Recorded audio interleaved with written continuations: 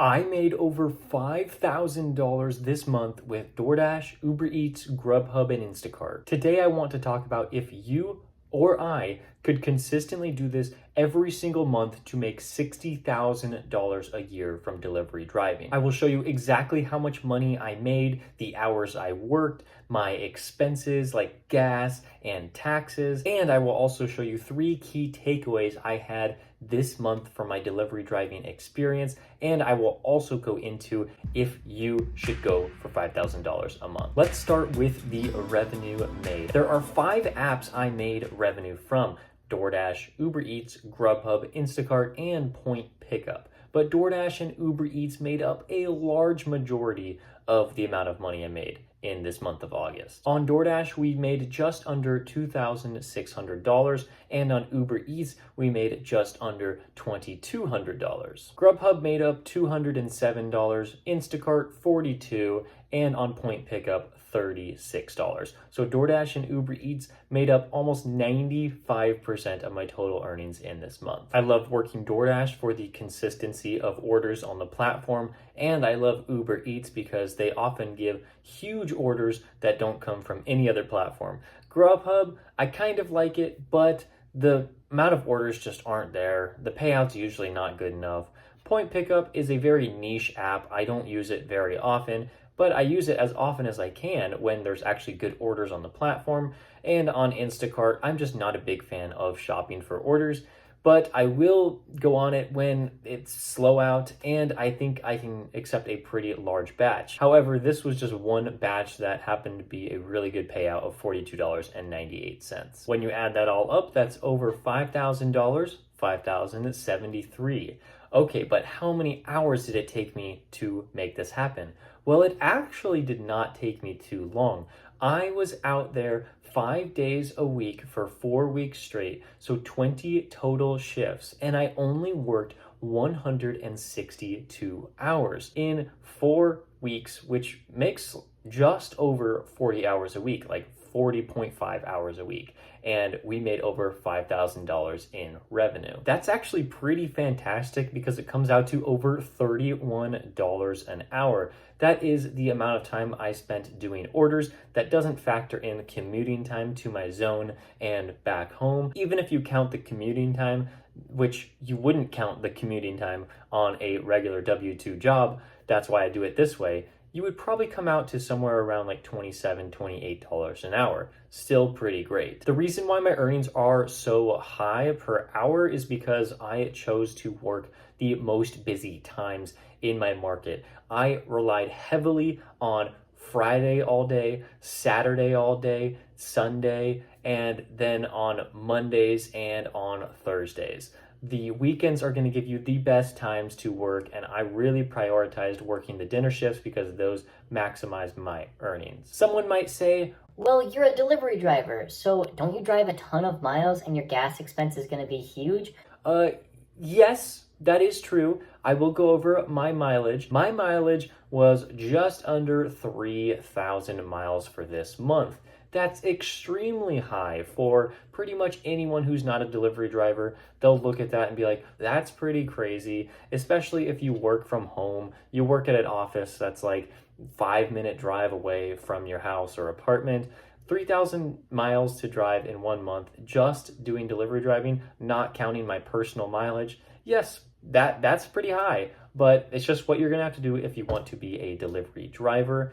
It just is that way. So the gas expense, I calculated out all of the trips I made to the gas stations, added them all up, all the receipts, and I got $569 spent. If you take the gas expense directly out of my revenue earned in this month, you get somewhere around $4,500 left over. But I do want to say that as a delivery driver, you're an independent contractor, which means that you get to deduct the mileage from your taxes. So if you use the standard deduction of 62.5 cents per mile driven for business use, you actually get a deduction of almost $2,000 from your taxes. This doesn't mean you get to pay $2,000 less, but you're actually hiding almost $2,000 from the government so that you only have to pay taxes on just over 3,000 of it. After you take out an estimated 20% tax from your earnings, everybody's tax percentage is going to be different, but 20% is just an easy number to use. Then you are at a little under $4,000 that you have left over after taxes and after the gas expense. Then of course you have to factor in things like maintenance on your car. Like I had to do an oil change during this month. I have to at some point get new brakes. Things like this just happen. That's why you want to save a little bit extra to keep in your bank account when expenses like this happen, because you're a delivery driver. Things go wrong with your car all the time, even if you're only using it for personal reasons. But since you're driving it even more, you're gonna have to make these car repairs, maybe even save up for a new car if the life expectancy of your current vehicle is not too long. Now that you have all of the numbers in front of you, I gave you everything that I calculated this month. I now have 3 key takeaways that I made from these last 20 days of delivery driving and the last 30 days of living this lifestyle. The first thing that I learned is that I can do this every single month. I worked 162 hours, which comes out to basically 40 hours a week. I did not burn myself out from delivery driving. Yes, it is somewhat difficult to be in a car just by yourself for 40 hours a week, making deliveries. My back started to hurt a little bit, but I mean, other than that, it's just like working 40 hours a week to make $5,000 in revenue. And of course you have expenses, like I already mentioned, but overall, this was a pretty enjoyable process for me. Of course, I was working the busy times. I was going out for sometimes 12 hours on Friday and 12 hours on Saturday, but that's when the busy times are. So that's why I decided to work. And I had Tuesdays and Wednesdays to rest, work on this YouTube channel. I didn't count those hours because of course those were not delivery driving hours. And you know, I wasn't on the road for 2 of the 7 days of the week, and it just felt pretty nice to do that. If I was only a delivery driver and I didn't have to work on YouTube, I didn't have to work on other things for my business, I really do think I could work 40 hours a week pretty comfortably and make $5,000 a month. However, the earnings are not always like this.